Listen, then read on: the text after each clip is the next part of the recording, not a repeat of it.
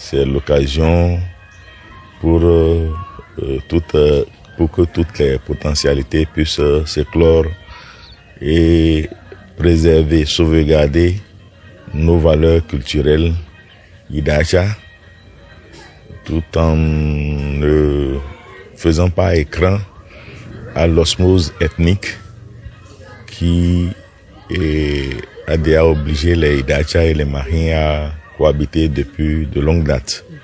De l'autre côté, les autres célèbres Mahinwedo, dont cela n'a rien de gênant de dire que le peuple Idacha, majoritairement venu des bas au Nigeria, ça n'a rien de mauvais qu'ils se préoccupent donc de sauvegarder, de développer, de pérenniser tout ce qu'ils ont comme valeur culturelle.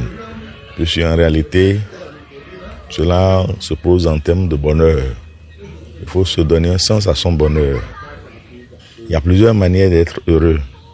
Il y a des gens pour qui le bonheur se borne à l'accumulation des richesses matérielles et financières. Pour d'autres, c'est la conquête et l'exercice du pouvoir.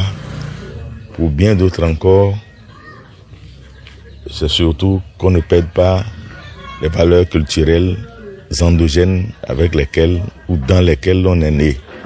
Je crois que c'est dans ce sens que j'apprécie l'initiative de Fassi qui se passe dans une commune et dans l'autre de façon alternative.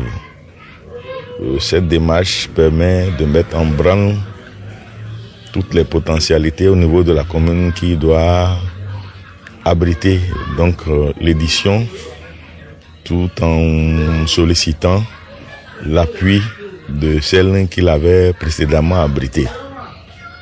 Pour ce qui nous concerne en tant que premier adjoint au maire, donc élu local, donc porteur donc des préoccupations des communautés à la base, nous avons l'obligation, le devoir, comme par le passé, d'accompagner le Fassi.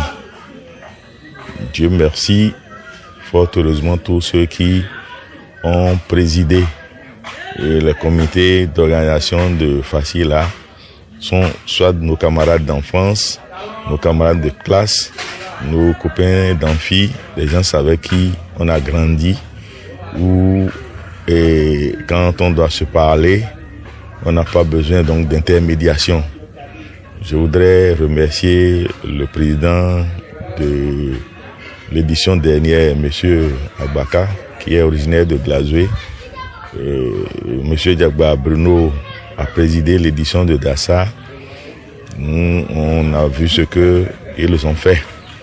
Cette fois-ci, c'est le tour de Kaberou-Pierre.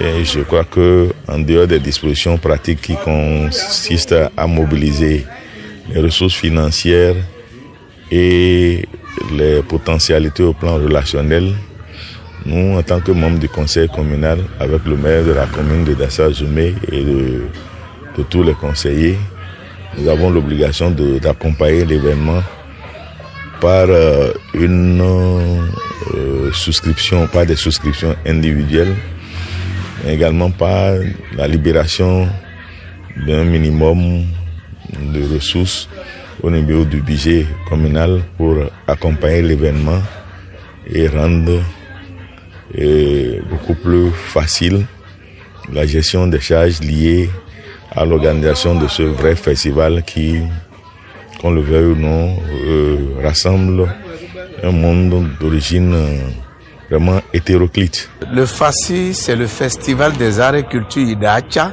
Ça veut dire on ne doit pas négliger nos coutumes parce que on était colonisé par les Français pour nous amener les religions, mais ce n'est pas une raison pour ignorer nos coutumes.